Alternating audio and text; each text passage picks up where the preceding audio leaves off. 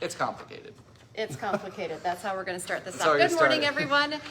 Thank you for joining us for this Facebook Live. Lisa, Dylan, Scott here. Want to remind you, you can watch us anytime later in the day on your Facebook feed. It stays there. We make it into a podcast. You can go to InForum.com/podcast and look for InForum Minute. And you can also find us on our InForum YouTube channel. So we have a lot of news headlines to talk to you about, but of course we want to start with the weather today. Windy. Who's sick of the wind? I am. It's better than the smoke, though. It is better than the smoke. True, yeah. It is better than the smoke. The wind is helping get rid of the smoke. But yeah, golfing yesterday was fun. A little breezy out there. We always bring in golfing because that's all we do, aside from work. Is golf. Thinking about going today, but I don't know. Yeah, I want to fight the wind. I can't go. It's gonna be really windy. I'm busy, but it's going to be another windy day. So golf balls are gonna be blowing all over the place. There's gonna be big waves in the lakes. There's Baseball at Newman Outdoor Field today. Yeah, that's today. Just being outside is going to be annoying. Your hair is going to blow in your face. Lydia likes to call it a bad hair day. It's just not going to be great. Yeah. We're going to be warming up though. Middle 80s, plenty of sunshine. Okay. Get ready to the smoke, so that'll be nice. Tomorrow, another nice day, but still very windy. Yep. So I guess not even nice. It's going to be windy and warm. Not nice, It'll actually. be hot and windy. Yeah, hot and windy, depending on where you think your hot threshold is, 90 degrees. That's a hot. Warm or a hot day. It's toasty, and it's going to be windy too, out of the south. So 15 to 25, gusting up to 35. And that wind sticks around through the weekend, so unfortunately this weekend it's not going to be wind-free. Still hot, still windy through Monday. And then next week we're looking at temperatures cooling off into the 80s with a couple chances of thunderstorms Monday, Tuesday, and Wednesday, which Monday is Memorial Day. So there could be a couple of storms later in the day. Not expecting all day, but evening thunderstorms. So All right. So plan accordingly. Yeah. correct. Yes, plan accordingly. So But yeah. good news for the morning Memorial Day services. They'll probably, at Yeah, least should right be now, good. they look dry. Should be as windy Monday either. It's gonna be a windy day today, tomorrow, Saturday, Sunday. Too many days in a row. I was going to say, so forever. It's gonna be pretty much forever. So yeah, Wait, that's. it's like we live in North Dakota. Ah, man, at least on the south. Well, I don't know if that's a good thing or not, but would you rather have a windy and hot day or a windy and cold and blizzard day? Hot. Hot. Not even close. Lydia's chanting blizzard. Lydia, Joking. Lydia loves winter. She's probably not Oh, joking. that's true. That's true. She does. She is the ice queen. Self-proclaimed. So, yes. All right, Dylan. right. Thank you. Appreciate it. Let's dive into some local headlines this morning. Today, Governor Tim Walz is set to sign a bill that will provide Minnesotans with paid family and medical leave. That's going to be signed into law. The new bill gives workers across the state access to paid time off. They or a family member, because of sick leaves or being sick, will get a long period of sick leave. It also forms an insurance-like system where workers can get paid for about 12 weeks while on leave, and that is paid for by a less than 1% payroll tax. Walz will sign that bill at 1:30 this afternoon. This is an update to a story we've been tracking for you. A man accused of attempted murder in Grand Forks, still on the run, but we are learning a lot more about the police investigation right now, including the weapon that was used in that shooting. Police are still looking for 25-year-old Omar Martinez. As you may remember, police told us that he shot at a man who was inside a car with a child Sunday morning. Luckily, no one was hurt, but we do know a bullet was lodged in the driver's seat, and he's now been on the run for 4 days. Serious situation. Police are now telling WDAY that they believe he may be headed south, maybe to Texas, because that's where he's originally from. But I find this interesting. It's kind of a different twist, although they think he's out of town.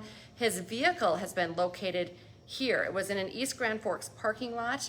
That has been recovered. Another vehicle linked to Martinez is here, but was being driven by his brother. They also have found the gun that they believe was used in that shooting, and it's an AR-15 style rifle. So a lot of new details. Serious situation. Martinez is facing attempted murder and reckless endangerment charges. All right, Fargo Police are also asking for your help this morning to find 2 missing teenagers. The first, Edward Cruz Ibarra, was last seen around 9 o'clock yesterday morning in the 1600 block of 13th Avenue South in Fargo. He's 4 foot 8 inches tall, 105 pounds, brown eyes, brown hair. He was last seen wearing a black sweatshirt and black pants. Police are also looking for Amara Ide. She is 13 years old. She was last seen in the 900 block of 5th Street North. That was around 10:30 last night. She's 5 foot 7 inches tall, 110 pounds, blue eyes, blonde hair. She was last seen wearing a black shirt, spandex shorts, and white tennis shoes.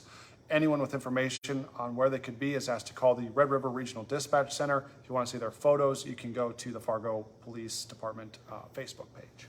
Right now, a family on the White Earth Reservation is calling for justice after their teenage son was found dead after an underage drinking party. 15-year-old Dennis Goodwin Jr. was found dead at a home on the reservation back in March, just 2 days after his 15th birthday.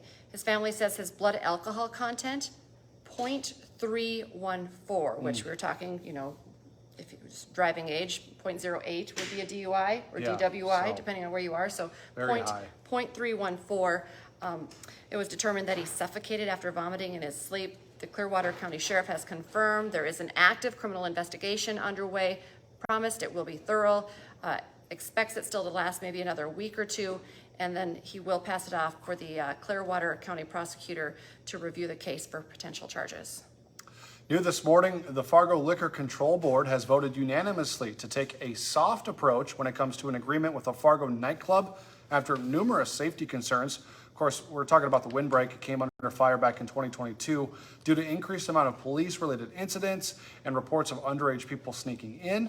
The board and the nightclub came to an agreement that will be brought to the city commission next week.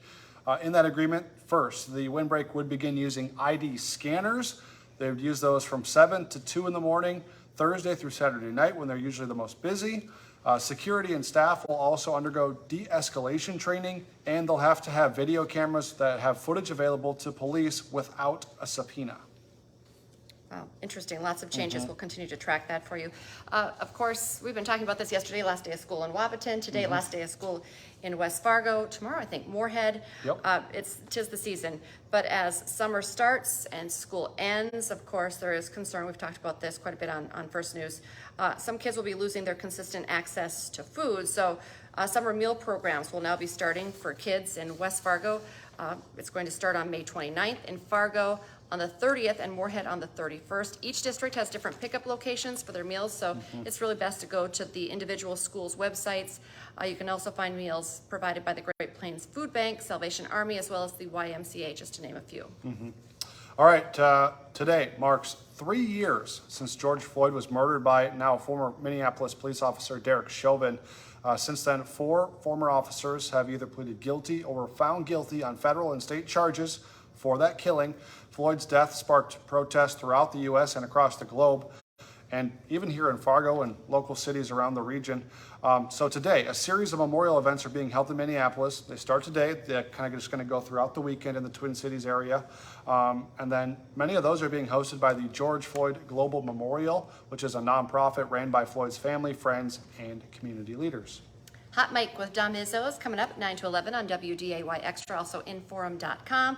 Talked about this right off the top of this Facebook Live. It's day 2 of the Summit League Baseball Tournament that's happening at Newman Outdoor Field. It's win or go home for NDSU as they're going to be facing Omaha. And of course, you can watch those games on Extra today as well. So Yeah, that's some more exciting. good baseball. So let's see how the wind plays a factor in the game. That's true.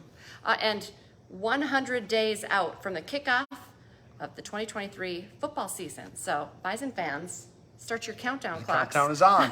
Bison head coach Matt Entz will join the show, join Dom as they talk about the countdown to US Bank Stadium. So, Cool, that's fun exciting too. stuff. Don't forget, for 99 cents a month for your first 3 months, you can get an all-access pass to InForum.com. Lots of great content there. Just go to InForum.com/subscribe to take advantage of that deal. Remember to join us for our next newscast at 11 this morning. You'll be on today Yep. again, right? Becky's on vacation for a couple of days this week. And then this afternoon we start again, 4, 5, 6, 9, and 10. Have a great day, everyone. Bye.